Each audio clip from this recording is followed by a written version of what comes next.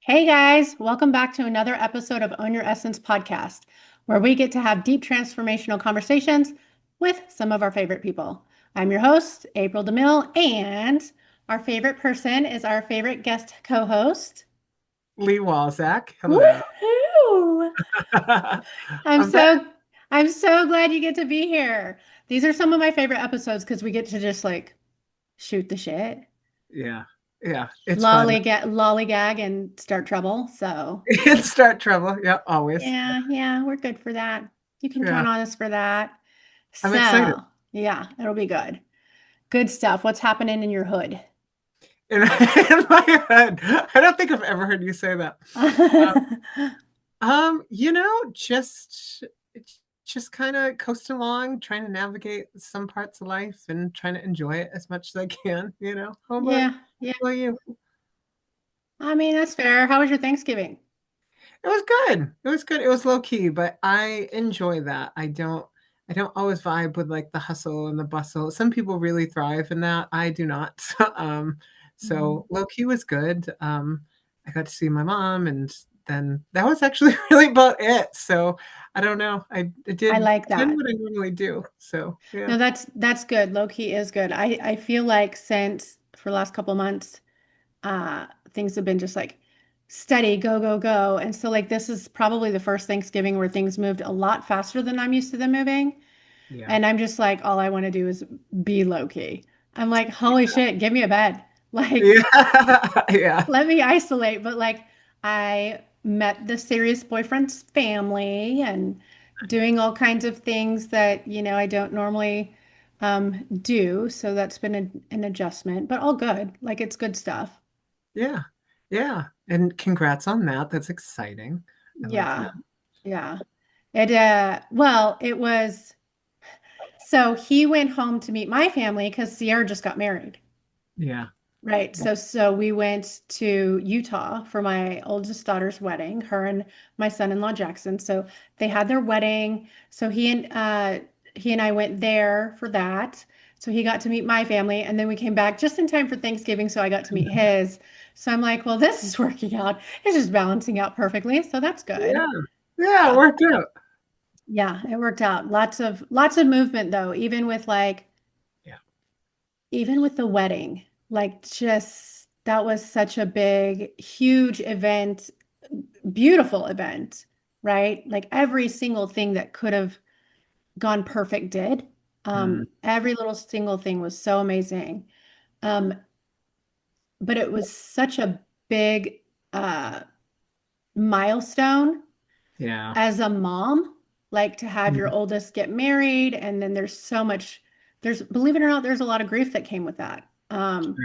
And I don't even think I've had enough time still to sit and unpack all of that, and Yeah. look at all the pieces.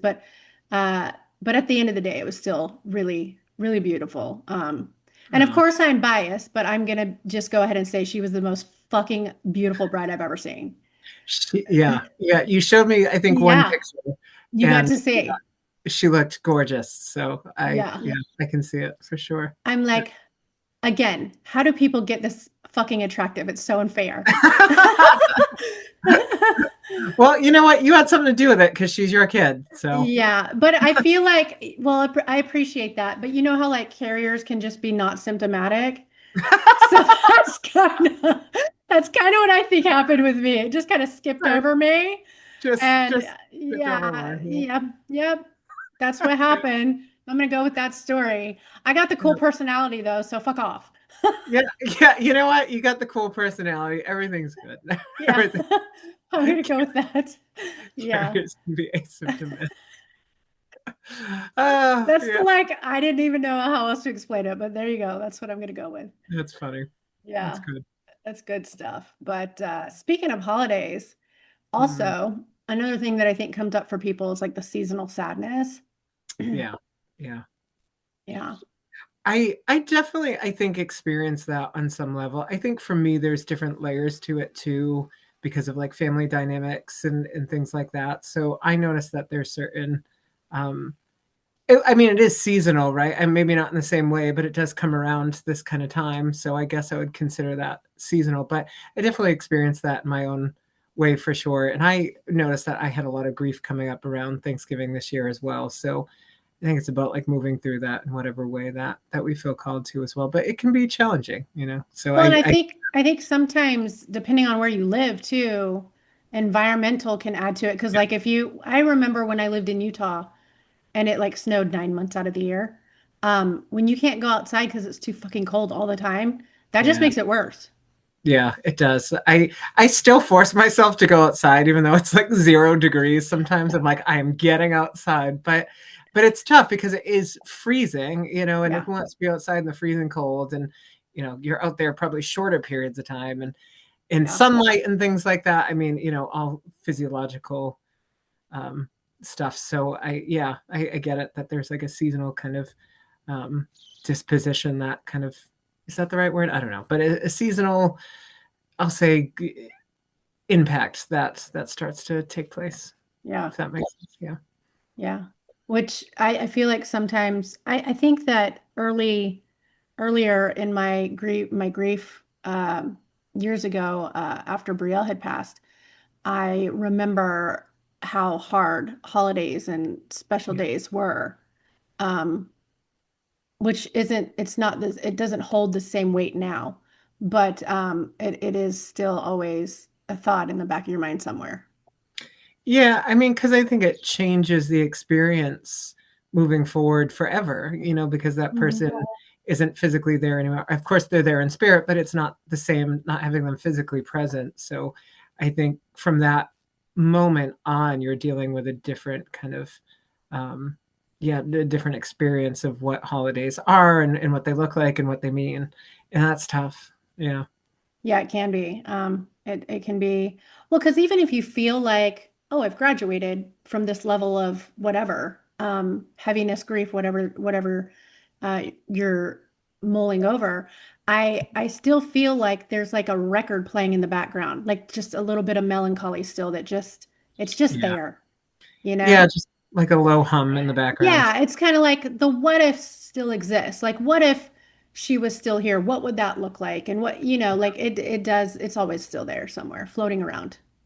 Yeah, and I don't know that that ever goes away. I mean, I can't speak for everybody, but I don't know if that ever necessarily goes away as long as we're still kind of on our physical journey and they're not physically here. I think that's just common and normal to kind of have that in the background where it's like, you know, yeah, like you said, what if they were here? What would this look like? You know, and um, so it's challenging. I think, yeah, it changes and completely transforms. I mean, it transforms your entire life moving forward, but especially around like special occasions where family is known to get together, or, you know, friends are known to get together, or whatever it is that your situation looks like. Yeah. So it's funny. I was just for the record, I just did a podcast right before I sat down with you. Yeah. So for those of you guys that see me wearing the same shirt back to back, I do change my fucking clothes. Okay, this was literally recorded an hour after the other podcast. Not that I need to like, put that out there, but now it's out there. So, but I was sitting with this lady. She was so fucking cool. Her name's Tatiana. And Mm, she's doing some really cool work, really cool stuff. And she left the corporate world and she's all about conscious healing and conscious parenting and doing all kinds of stuff, written some books. And we were just talking about grief. mm, She's an absolute delight to sit with. But she wrote a book on what was it called? It was called The Boundary Badass, I think is what it was called. Um, I don't want to talk about that for a minute because Um, I know that sometimes some of the work that you and I do, um, we have to be we have to be pretty firm in certain areas of our work.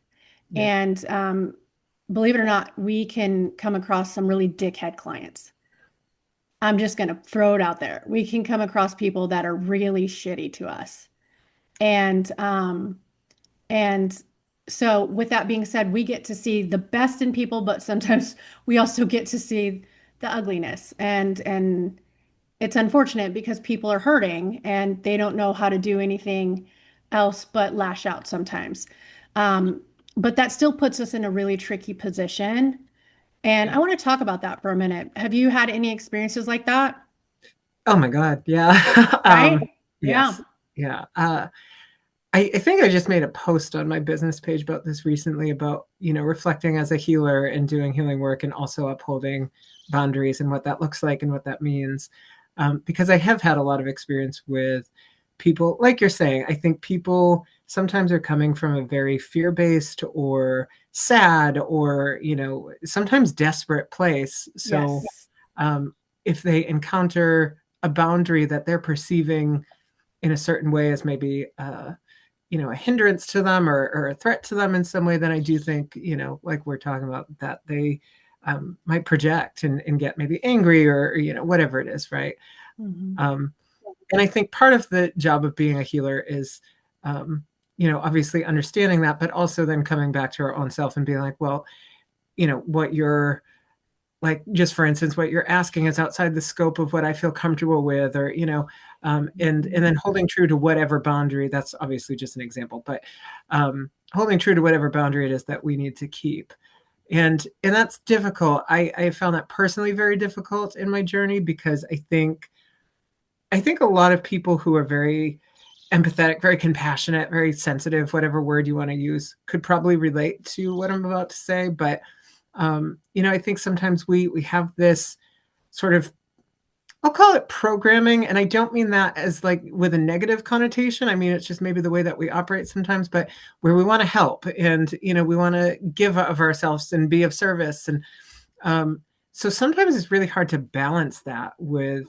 boundaries and saying, no, that's just something I can't do, or that's not something I'm going to engage with, or this doesn't feel right for me. And then balance that with this other sort of, um, you know, uh, I'll call it, again, I'm not sure the right word for this, but maybe narrative in some cases as well, of like, oh, I just want to help. And then I think that's compounded sometimes by how we even grow up. Like maybe we're given a certain narrative by other people that it's selfish to say no, or Right. you know, Like if you I know have that, any codependent yeah. upbringing or people pleasing, then that gets to be really tricky.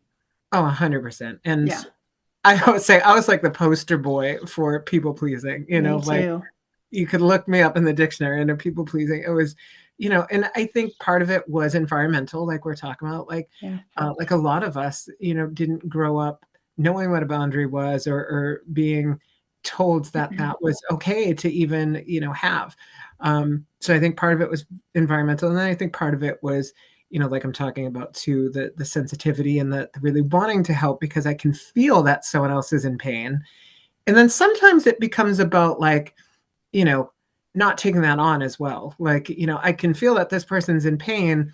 So I need to not take that on for myself, because then at that point, if I'm taking it on and then I feel like, oh, I feel like I'm in pain now. And then I'm trying to help from a space of, I'm just doing this because I don't want to feel your pain anymore. And that's really not fair to anyone either. Yeah. Right. So Well, that there's so does a many. huge disservice to you and the person sitting in front of you. Oh, 100%. And I Yeah. think that we can do it very subconsciously when we're not aware of what's going on. So it becomes maybe a thing of like, I feel uncomfortable that you're uncomfortable. So I'm going to try to help you feel comfortable so I don't have to feel this, right? Yeah.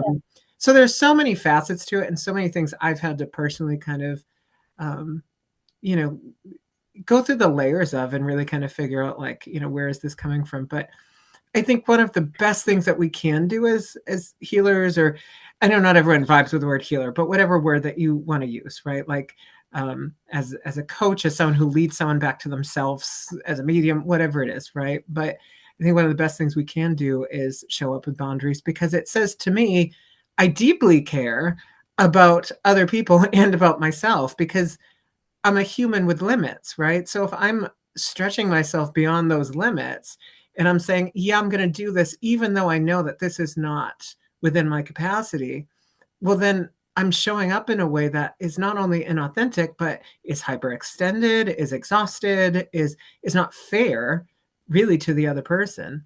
And not everyone can see that in the moment. Not everyone responds to that in the moment with grace, and I get it, Yeah. and Sometimes they're not in that headspace, but I think it's one of the most important things we can really do if we're in any sort of work, really at all, but especially like this. You know, if you're showing up for people in an energetic kind of way, again, I mean that in like this realm of spiritual, intuitive sort of work, I think one of the best things that we can do is teach ourselves, where are my boundaries not being held, and where maybe do I need some boundaries kind of being put in place. So Yeah. Well, yeah, and also, compassion doesn't equal unlimited access. So just because we have a heart of service and we're very compassionate, empathetic, all the things, and we're very even passionate and driven about the change we'd like to see in the world, it yeah, does not mean that you get unlimited access to us at your discretion, like whenever the fuck you want. Like that's not it's not how it works. And the work we do is still we run a practice, a business, so there's still an exchange that has to happen, right? right, And right, in order for us to be successful in our practice too, we have to have that exchange, and it's not always monetary. Sometimes there are exchanges that can happen outside of that, but there still has to be an exchange that both parties agree on, and oh yeah, not one is just expecting or entitled or whatever. And if you think about it too, like if you have a business with like uh, operating hours, right? You've got your banks, you've got your doctor's office, you've got your hair salons. You're not going to these places and demanding that they meet your needs after the close sign is put on the door. right, right, And you're also not demanding that they give you free shit right, right, because they're healers or helpers. Like, cool, right, then help me for free. And if you don't, then you're a piece of shit. yeah. So, yeah, there's a lot that can be said about that. Yeah, there's a lot that comes with it. And I often use the example that you just used too. Like you're not going to show up to a store, whatever that is, you know, after they close and, you know, demand outside the door that they open the doors and that they give you what you need. Like people are off the clock, you know, Well, people, right. And if they do start demanding and like shattering your windows and breaking in your door, they go to fucking jail. right, Like, like, right. Yeah, so you know. So yeah, I think there's this kind of narrative sometimes for people that because you're, and I'm going to use the word healer again. When I say healer, I mean someone who leads someone back to themselves. You know, someone who empowers somebody else. Not, you know, I know again some people have a bit of an issue with the term healer, and I get it, but that's what I mean by that. So, um, you know, I think there's this narrative that because you're a healer, right, you should have, you know, you should keep your doors open 24/7, or you're not being compassionate like you're saying, or you're not being helpful, or maybe you shouldn't be asking for an exchange because then that's selfish. And funny enough, or maybe not funny enough, yeah. but I believed that for a long time. You know, I was constantly hyperextending myself and overexhausting myself trying to give every little last drop of myself that I had to everyone else without taking any care of me. And I believe for a long time that, you know, it was selfish to ask for an exchange in terms of mediumship or reading. And I think there just comes a point on everyone's personal journey where they realize like this is not sustainable, right? But also to any other, going back to what I was saying about, you know, the narrative around healers not needing an exchange or whatever it is, like going back to any other job or position, career position that we know of in the world, like if you're a doctor, if you're a nurse, if you're a therapist, these are all people that are, you know, in general, hopefully we hope, right, helping other people. Like doctors are helping people, And nurses getting are paid helping people, for it. and they all are getting paid. They all having an exchange. So I feel like it's the same kind of sentiment of being like, well, I'm going to go to this therapist, but I'm not going to pay him or her because they're helping me and they should be doing that for free. Well, no, we live in a world that we do use money as an exchange, right? Or like you're saying, something else that you agree on, but Yeah. we live in a world where that is the case.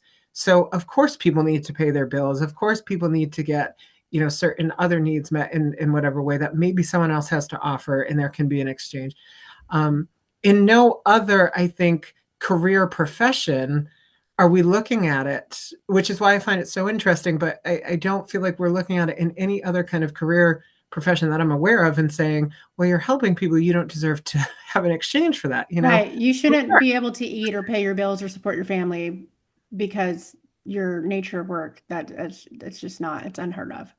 Right, right. So, and it's again, it's like this is the world that we live in that we've created. If it was completely different and this wasn't a theme, then yeah, but that's not the case, right?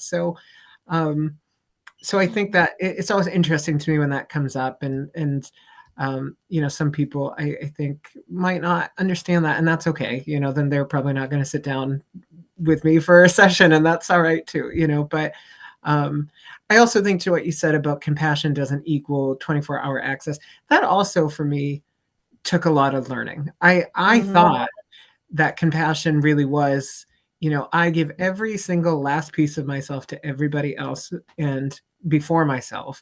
Right. And I don't, because if I don't, then I'm selfish. That was always, um, you know, I always had the narrative running that that was selfish in my head. Like, this person needs help. Well, you need to help them. Um, and I think it's so true. And it's such a potent kind of learning experience too, because, you know, it's messy as you're learning that. And it's messy trying to figure out how to navigate that and like, you know, show up in a different way because maybe you've showed up like me and that way for so long. So it's kind of messy sort of navigating it. But yeah, I agree with you that compassion doesn't equal 24-hour access or over giving yourself to everybody Right. else, right? Like, we need to come first at the end of the day, because then I can show up for people in a way that really is authentic and in integrity and matters, right? Um, Well, so and also if you're giving from an empty cup, how much good are you doing that person anyway? When there's exactly, really like you're getting, they might be getting 1% of you. Oh, good job. Yeah, right, like right. how'd that do for you? You know, like Well, right. Like that's the thing. And funny enough, on my healing journey now, and I don't know if you've experienced similar things, but I've had situations where there are, don't get me wrong, very well-meaning people, but you know, where I'll maybe say, you know, hey, do you have like capacity to talk to me about like this? I'm trying to process something or whatever. And they'll come back and they'll be like, oh yeah, sure. And then the second that we actually get on the phone or we sit down in person or whatever, it becomes glaringly obvious to me that they do not have capacity. And I don't want to speak for them and say, like, oh, you clearly don't have capacity.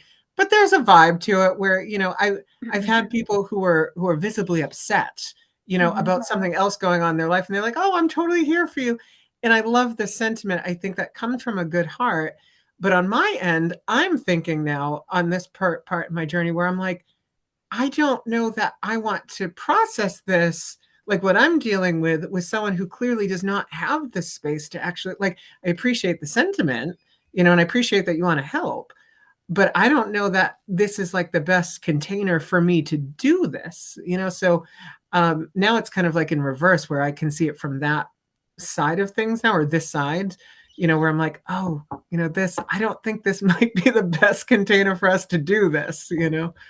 Well, Does and that make I've, sense? yeah, it does. And I've had situations where like, I think there's been times where even you and I exchange things, or even other people, and I'll just be honest about like whether I have it to give or not. Right. But Right. there's been times, and actually, I think we even talked about this on one of our other podcasts where I learned the hard way. I had a friend that would send me like the 20-minute audios, and I'd be like dreading Yeah. listening to all that. And I realized that I was dreading it because I was betraying myself because I didn't have it to give. So it Right. wasn't the person's fault. It was my lack of boundary and Yeah. my lack of transparency and just saying, "Hey, look, dude, love you to death. Wish I could help you, but I can't I have nothing to give you right now."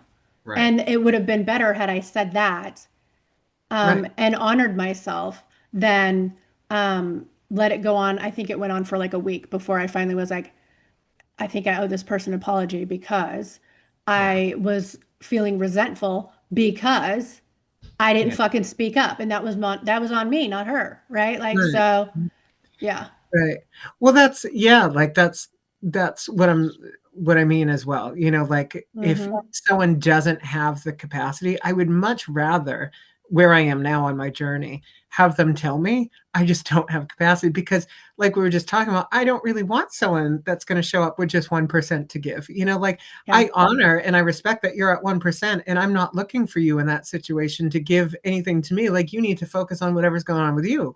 Right. And also, it's not fair to me either because that doesn't, again, create like Yeah, you're not a going to get much help out of that.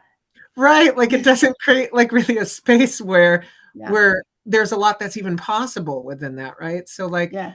I would much rather someone be transparent. And I think that's something that the old me probably really needed to hear was, that like someone, would much probably rather, I mean, maybe not everybody, but I would say that, a lot of people would probably rather, I would imagine, right? Like someone just be transparent about it and say, I just really don't have this to give right now. So maybe we can circle back to this. Or if I have it in me, maybe adding something like, is there another way I can support you that doesn't involve what you're asking of in this way right now? Right. Yeah. Because I I think that, actually just had somebody do that to me. I think it was like 3 days ago. Somebody sent me something. They were like, "Hey, um, do you mind sharing this?" It was sharing on my Facebook. That's what it was. yeah, I was like, "Do you mind sharing this post?" And I was like, well, to be honest, I like applaud the fact that you're wanting to put this out there. I think that's amazing.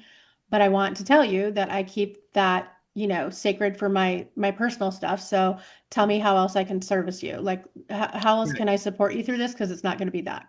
Right. So, right. like, and I was just pretty open and honest about it. And I was met with, she was decent about it and good about it and understanding. But there's times that I'm going to say it's few and far between Hmm. that you set a boundary with someone and they think you're the devil. They're Yep. like, oh, I can't manipulate you to get what I want. So now I have to treat you like shit and Hmm. shame you and call you the devil and do all the things, right? So, and now you're withholding my well-being. They put that responsibility on you. So I want to know if you have any words on that. Yeah, I do think that happens. And I think it is indicative of where that person is coming from, and maybe, and I'm not excusing it anyway. I think part of my process is like trying to kind of figure out where they might be on their end as well, and what that looks like. So, I wonder sometimes, is this like a pattern that this person has absorbed from other people? Is this how they've just kind of been taught to interact with people? And again, it's not an excuse because if there's a boundary, there needs to be a boundary, and no inappropriateness, in response to that. So yeah, I've definitely experienced that with people, and I think it's, again, people coming from a place of pain or desperation or being in a lot of fear. And we can still recognize that and witness that and be like, I see that you're having a challenging time. And also, I'm still upholding what I said because this is what feels right for me. And if you can't understand that, then we don't need to have a conversation about it. We don't need to have any further engagements, depending on what the situation is, and what the response is. I think we kind of have to gauge, like, do I want to continue to have engagements with this person? Like, whatever it is, right? And that's very individual to whatever circumstance. But I mean, I think sometimes people get angry with that, and I know even with people that I love and care about very much in my life, who I still choose to have relationships with for whatever various reasons, right?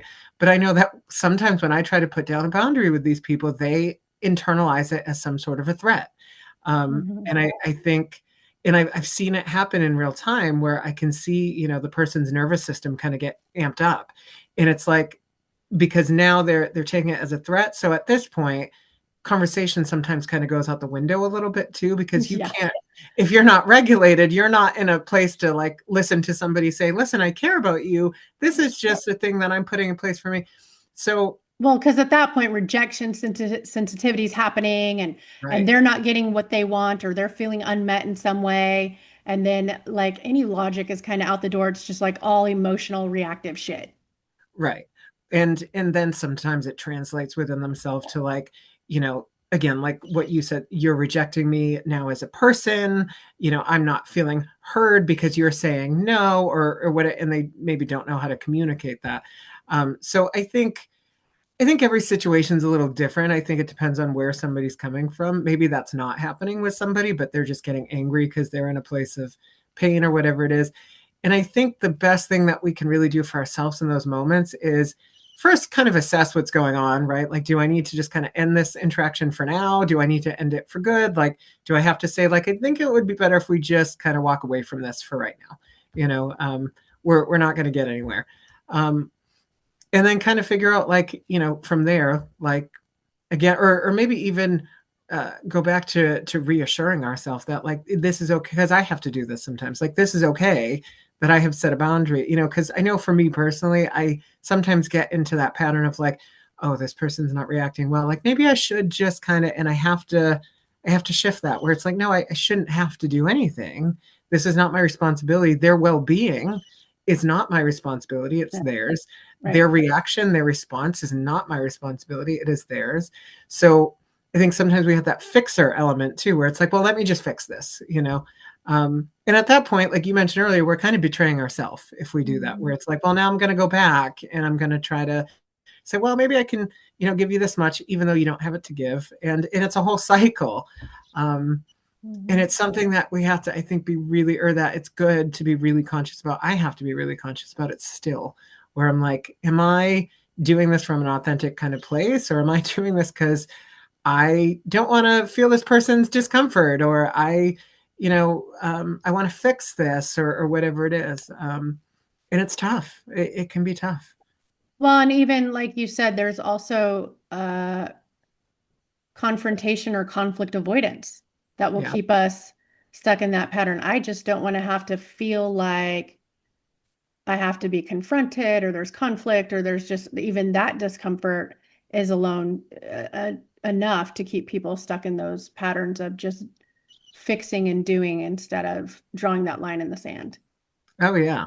Yeah. And I mean, and I get that fully, because I think, I definitely have had experiences growing up where, bringing something to the attention of a room, or a certain person or whatever it was not a very safe thing to do, in terms of they were not going to hear me and they were maybe going to react.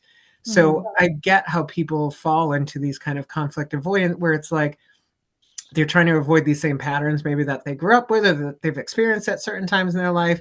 And there's, this mechanism of our brain that wants to kind of keep us safe.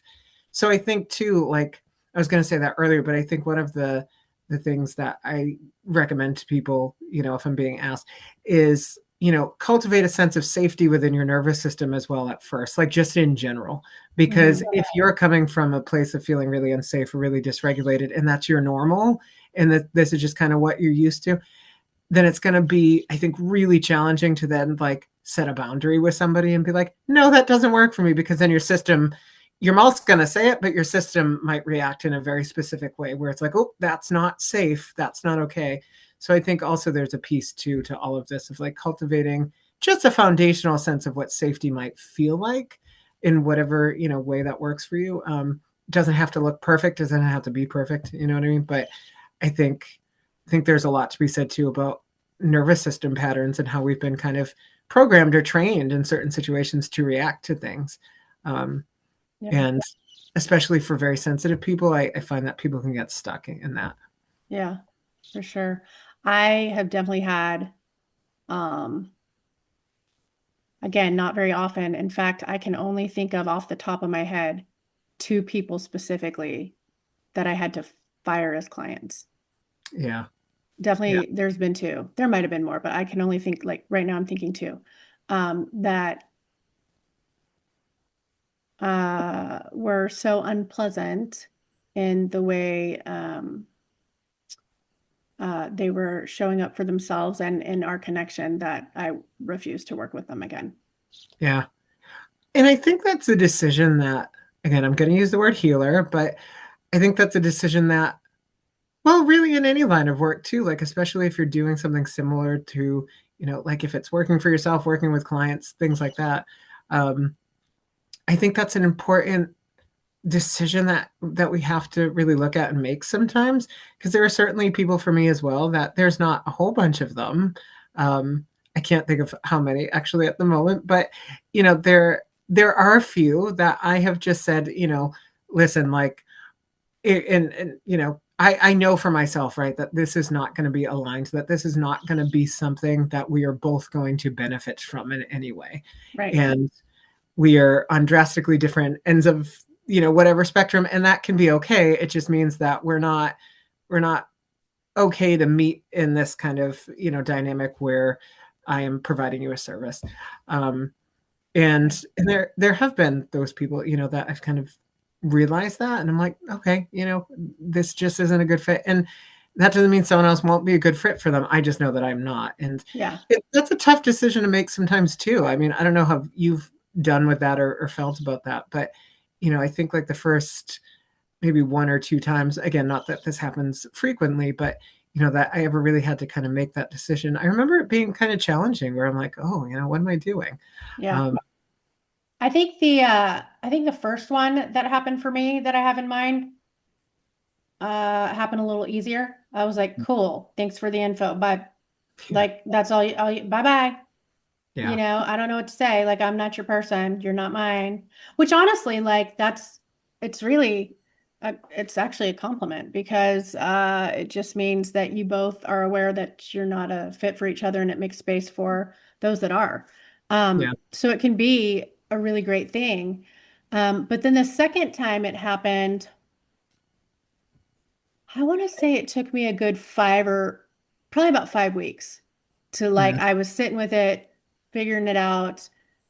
How do I want to approach this? Do I want to approach this? Do I want to, you know, um, there was a lot to consider. There's a lot of factors to consider.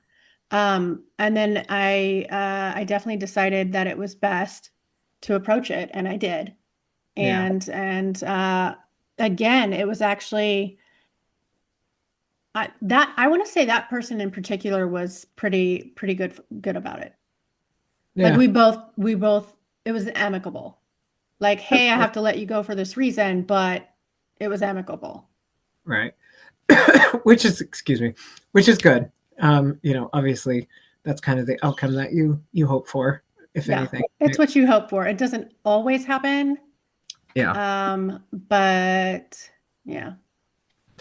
yeah. And I think sometimes, like you said too, sometimes it is that situation where it's kind of like, well, thanks for the information, and it's kind of an easy call. Um, I probably have had that too. Again, no specific examples come to mind. I mean, sometimes it's just very evident quickly in. Um, but yeah, I think for the most part, I've had kind of some situations where there are more layers, it felt like, to it, and it felt like it was a bit more challenging to almost make the decision. But ultimately, like, you have to do what feels right for you and for that other person, because again, if you're not a right fit for this person, you're like, well, I'm going to ignore that. Then what good does it even do them? Yeah. It really, I don't think it's fair to anybody. But um, yeah, it's one of the interesting kind of little layers of being in this sort of line of work, or other lines of work as well. Well, and I still want to just reiterate that no is a complete sentence. Yeah. Like just those two little letters, that's all you need. And shaming someone for holding a boundary is manipulation, right? Yeah. It's not a sign of genuine need. It's just control and manipulation. So good job. Yeah. Great Well, job. yeah, because at that point, yeah. Yeah, because at that point you are trying to control what's happening, Right. Right. whether you're conscious of that or not. Like, because some people Yeah. I truly believe are not conscious of it. Again, not that I'm excusing it, still uphold the boundary no matter what. Right. Um, I think some people have just kind of adopted this sort of way of being, and they're not even looking at it like that. Yeah. But ultimately, that is what they are trying to do. They're trying to control your response to whatever it is that they're, putting out there. But yeah, Exactly. it's difficult, and I agree with you. No, it's a complete sentence. That's still one that I'm working on, because I still have times where I feel like I kind of need to even justify, like, no, but only because, and I have to stop myself and be like, this doesn't require a justification. I can just say, no, it doesn't work for me, and that's okay. Yeah. Um, Yeah. I think there are certain situations that definitely require some more context depending sure. on the nature of the situation, but But most of the time, yeah, I mean, no is enough. Like that's that. So okay, so quick question for you. I'm gonna shift gears a little bit. Yeah. Actually, did you have anything else to say on that? No. Okay. Um, so Christmas is coming. Christmas and New Yes. Year's right around the corner. One thing that we haven't officially posted yet that we do every year Yeah. is you and Laura West and I get together and we do a Facebook Live Yeah. where we just hang out and shoot the shit for the holidays and we pull some cards and give some psychic medium guidance and have fun. When are we doing that? It was December 28th, right? I believe so. I have it in the calendar. I'll have to check. Yes. So if you follow either one of us, Lee, Laura, or me on Facebook, that information will be there when we pull that live and we pull questions for the people that are interacting in the comments and stuff. So that'll be fun. Um, do you have any favorite Christmas stuff that you like to do? Favorite Christmas stuff. Or New Year stuff, like just holiday in general? Favorite foods, favorite traditions, favorite things to Yeah. do? I mean, I used to, I can't drink it anymore, at least at the moment, hopefully one day. But I used to love hot chocolate. That Oh, was like me my favorite too. thing. So good. Or Yeah. like even like peppermint hot chocolate or something. So good. Oh my Um, God. there might be actually potentially one brand that I could still try out. So maybe this Wait, year. don't you eat a chocolate bar still that you have? I do, yeah. So I'm thinking like, Can you I melt that can't. down? Yeah. Well, I'm thinking maybe in like some sort of like milk alternative or something. Yeah. I'll have to play with that this year Hmm. for sure. I'm gonna think on that Um, one too. there might be one brand I'm thinking of that I'll have to, if it's still around, I'll have to check back out because it was very like simple, kind of few ingredient things. Hmm. Um, but that was one of my favorite things for sure. Love that. I like seeing all the Christmas lights. Like there have been times in the past too, like I'll, drive to like a I nearby was town. gonna ask you, white lights or colored lights? Oh, I I like the colored. I do. I think it adds color, which is very nice. I think if I was putting up lights, which I don't, just because I feel like it's too much, but too much work, maybe I don't know. But so kudos to anyone who does it. But I think I would do white personally. But I like looking at the colored lights because it adds like splashes of color. So I like that. But for me personally, maybe white. Yeah. How Well, about well, you? while we're on this thread, I'm gonna ask you, real tree or fake tree? Oh, see, okay. This is tough because I love the smell of a real, Right? I love it. But then I also have this kind of, this is just me personally, but this internal kind of thing of like, they cut the tree down and then it just goes in the house and then it just goes and rots somewhere, like, so there's this thing where I'm like, I don't want to add to that, I guess, but I love the smell and the vibe of like a real tree. So I don't know. Yeah. I'm drawing a So blank. I'm gonna say when I was growing up, we always were like, this is hilarious, but we were the redneck family that went out and cut down our own tree, and we didn't Okay. have a truck to bring it home on, so we stacked it on top of the station wagon, right? Yeah. Insane. Anyway, so I grew up with a real tree, and the problem with real trees is they die and all the needles start falling off everywhere and Yeah. you're vacuuming every second of every fucking day and the Yeah. smell even fades and so it's like so much work. So for me, I'm all for fake trees. Give Fig me the trees. fake tree that I can shove in a box and put up again next year because I'm Yeah. not about to fucking vacuum every day for a month. It's a, Um, yeah. I'm not doing that. And if I miss the smell, thank God for candles because and wall plugins because my whole house is like lit up in cedar and pine smell, which you would hate. You Oh, I would would. I definitely would. don't come visit me right now. Oh God, no. I would walk in and I'd be like, I'm leaving. You would hate it. Yeah. So and then as far as lights, I really like colored lights, but when I'm decorating in my house with my little cute Charlie Brown fake tree, I like to put white lights everywhere. Yeah. So I put like I like the way they reflect off the certain colored schemes that I have going for like my ornaments and stuff like that because I tend to do like last year I think I did blue and silver ornaments. So I just did Um, white with that and it looked really cute. And then I have other white lights strewn throughout the house. So I tend to do white inside. yeah. But I like I like seeing colored. Same. Yeah, I like seeing them. For me personally, probably white. Um, I think I kind of have to agree a little bit on the fake tree too. It's been a while since there's been any real tree in my holiday awareness or experience. And you're right about the vacuuming and the pine needles. And I live in an area too where we have like pine trees, so I can go out and smell a pine tree outside, I guess, you know. Yeah. Um, so I Ours don't know. is I well, and now as uh as I've gotten older and I realize what Lyme disease and all the things are, I'm like, the fuck if I'm bringing a tree in Yeah. my house because now I have to worry about ticks and all the things. And my mind goes insane. I'm like, nope, not doing that. I would probably honestly do that too. Yeah. Again, it's been a long time since I've had a real tree in my holiday experiences, but yeah, I would probably do that as well because I'm constantly thinking about things like that. And yeah, like you don't want like the ticks or especially ticks, but like any bugs or anything like that, I Yeah. might just not the vibe. So Nope. yeah, I'm gonna go with a fake tree. I think you can make a fake tree look really festive still, Yeah. and it's fine. And before anyone pops off with it's too cold for bugs like that, the fuck if it is in Texas. Well, yeah, especially like even around here, Yeah. they don't die in the winter. They slow down, but they don't die, which Right. yeah. So watch your mouth. Texas feels like hell all the time.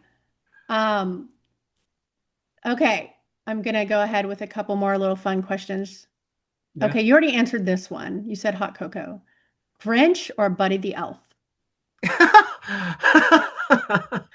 What is that elf from Elf, like the movie Elf? Yes, yes, with what's his name? What's his name? Oh, yeah. Everyone always says, why don't I know? Will Ferrell, Thank right? you. Thank Yeah. you. That big goofy guy. Yeah. Oh, it's funny because my dad always gets that he looks like Will Ferrell for whatever reason. Um, but that's tough. I'm gonna go with Buddy the Elf. I think I have to go with because he's just so like exuberant and just like ridiculous about everything and love sugar. I don't know. He's a vibe. He totally is a whole vibe. I would agree with that. Um, wow. I I'm gonna say Buddy the Elf too, just because he's so naive and like innocent in his stupidness. It's so great. Yeah, It's yeah. just so perfect. But there was times that I would have not chose Grinch or Buddy the Elf, and I would have gone Scrooge. Okay. All the way Scrooge. All right. I'd be Screw. like, fuck all you guys. I hate Christmas. I'm sick of carolers. I'm I would Get have off my definitely lawn. yeah, I would have had my moment with that too. So yeah. Um okay, here's a fun question. Wait, let me see. There was another one. Where's the other one? Oh, I have two fun questions. These are fun. Okay. If the holidays were a tarot card, what would it be? Oh. Oh, that's a good It's question. fun, huh? Trying to even think of all the tarot cards now too, which is which is interesting because I am certified to read tarot. I just never do it. So Right. I totally forget some of them. Um, I don't know. I almost want to say the sun because the sun Okay. is, like sort of, abundant, right? And Bright so I feel like prospects, fun. yeah. And I feel like the holidays kind of reflect that. So I'm gonna go with that. I feel like it's more like a sun card to me. Okay, that's fair. I'm going to say the star card. Okay. Yeah. Yeah, for me, I'm going to go with the star card on that one. I could see that too. Yeah. Yeah, I feel like that one. Well, and even the high priestess has that vibe for me, but this I'm going to go with the star card. I like that. Um, okay, last one. All right. If your guides decorated your tree, what's on top? Absence? No, I'm just kidding. I'm totally kidding. It's blank, bitches. Just nothing there. No, just kidding. I had to. Oh my God, that's so funny. Well, because I remember we had talked about that. I think on here that Uh, sometimes we don't like feel them, and it so feels like they put a little ghost on top. yeah, yeah, just little ghost. Honestly, knowing my guys, I will make a disclaimer too. Even if we don't feel them all the time, I do believe they're still there and they're still with us. Like that is something that has been within my experience. But I have to joke about it sometimes. just, Dying of absence. just nothing. I would say knowing my guides something really cheerful and like joyful, honestly, because like I when I asked for one of their names or what name they wanted to call me by, uh, my main spirit guide Meredith, she said she liked the name Meredith because you could shorten it to Mary, and she likes being married. So I'm like, okay. And then one of the other ones, Joyce, she gave me the name Joyce, and she said I like that because the word joy is in it, and so probably something very cheery, almost like Buddy the Elf vibe. You Oh know what I my mean? God, yeah. Very exuberant and cheerful and like whatever that is, but I don't, maybe like 20 rainbow unicorns that like are shining like disco balls. I don't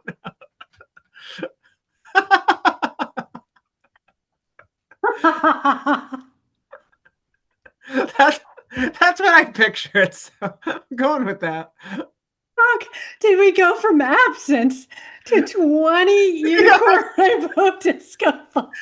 to nothing to 20 rainbow unicorns Like, that go big or go home. Fuck off. yeah, yeah. that's, that's what I'm going with. That's it. Yeah, that's a good one. I'm kind of brain dead at this point. I'm like, Yeah. woo, I don't even, yeah, I got nothing for you. just nothing. Yeah. Nothing. Oh, I I don't mean, know. you've got enough rainbow disco balls to share with me at this point. So, Yeah, you can have some. Yeah, yeah. holy shit, that's a good one. I gotta joke about it sometimes. But honestly, I feel like there's truth to the rainbow unicorn thing. I feel like they would totally like that's their vibe.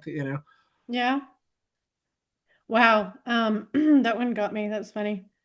I guess, God, I'm like sitting here going, well, if my guides decorated my tree, I'd probably have big middle fingers on the top of mine. So, like a huge hand just fucking waving its middle finger. That's what I would get. So I'm gonna go with that one for now. God, which is almost as bad as absence. I mean, Almost. Yeah. yeah, it's almost just as bad. I guess if they were, let me think about this. Yeah. I feel like sometimes Renee tends to have this very she's just got this this vibe to her for sure. Like they all do, right?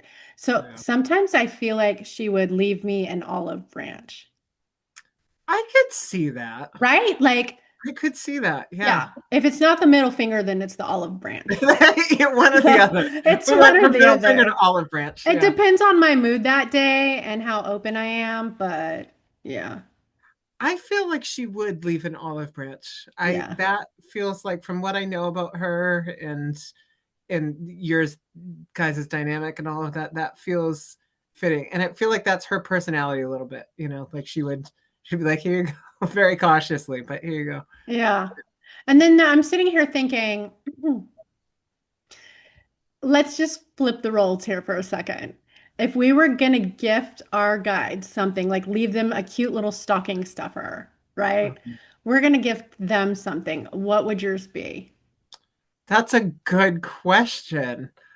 I'm trying to think of things that they can even like use because they're not like in physical form. So I can't leave them like food or anything. They can't digest. But um, oh God, what would I leave them? I guess it would depend on my mood. If I'm feeling very generous and we're feeling like everything's vibing and everything, I don't know. Maybe like I keep feeling like a crystal of some sort. And not that they can use it, but they might enjoy like the frequency or the energy behind it. Um, so I don't know, maybe something like that. Maybe like a colorful kind of crystal that they can kind of vibe with. I don't know. Okay. Yeah. I think if I had to leave something in a stocking for mine, it would probably be like uh, a letter of reference with a big gratitude and thanks for your services. Like, I like that. like, thanks for your services. Here's a letter of reference, right? A letter of recommendation, right? For the next motherfucker that signs up with you. Here's a letter of recommendation. I mean, honestly, I thought you were going to say something like I would leave a note that says "fuck you all" or something. So, You're fired. but I like that. Okay, yeah, I'll give a you a letter of letter of recommendation. recommendation for the next idiot that signs up with you. Poor bastard. A letter of recommendation. But That's also, pretty.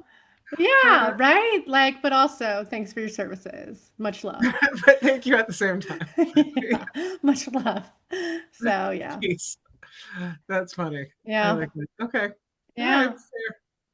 Yeah. Oh, you like my Bucky shirt? I do.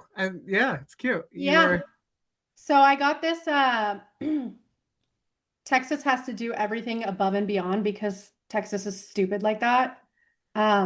So Bucky's is like this massive gas station that has like it's huge. It's like just so massive. There's no word to like even describe how monstrous this place is. And there's That's dog funny. parks and RV parks and it's insane. So anyway, it's like I guess they're, all over Texas, but I had never gone to one. And I went to one the other day and I was like, oh yeah, I can see what the hype's all about. I mean, like everything you could ever need. But I came home with this cute little shirt. So I was very That's happy cute. about it. Yeah. It was my, All right. huh? I'll go. Oh yeah, we definitely don't have those around here, so that's funny. I've No, never. I'll have to stop at one if I'm ever down there. it's a big hype here. So I feel like That's. anything in Texas has to get hyped massively. I mean, what's your saying? Like, do it bigger in Texas or something like that? Yeah, it's like I must really suck as a Texan because I'm like probably the only Texan that doesn't care about Texas like in that way. Like I'm just like "Pfft, lame, right? It's Just like whatever. Yeah. go big or go home. It's like everything Yeah. everything's bigger and everything's better and um all that stuff. So, yeah. Okay. Well, the shirt's cute. I like it. I mean, it's a cute shirt. I like it. It was a cool experience. Yeah. So it was definitely an experience. I can't imagine why I'd ever need to go back to one, but it was a good first experience. So there's that. Cool. Yeah. So I'm digging it for now. Anything else you want to add before we hop off of here? Um. No. No. Just I don't know. Yeah. Just I guess sometimes you got to laugh at your spirit guides. That's what I have taken away from the last bit of this. Is that sometimes Yeah. you got to laugh at them. Laugh at our spirit guides and ourselves and each And other. ourselves, absolutely. Yeah. Yeah, Dude, the 100%. 20 unicorns and disco rainbow balls. I'm just like, what? Where did that even? That was awesome. I mean, it's you have to joke sometimes though, because like, I mean, I know that they don't care, right? Like Yeah. they are going to be with us no matter what. They can't have their feelings hurt by anything. And like you said, it's like laughing at that, laughing at ourselves. Like sometimes we just have to remember to laugh, I think. So that's what I'm leaving people with is remember to like just laugh at things sometimes. For real. Just have some good laughs because right now, lots of us in the world need that. Need some Yeah. fucking laughter. Yeah. Yeah. 100%. Okay. All right, guys, we're gonna wrap it up here. We will see you guys next time. Bye.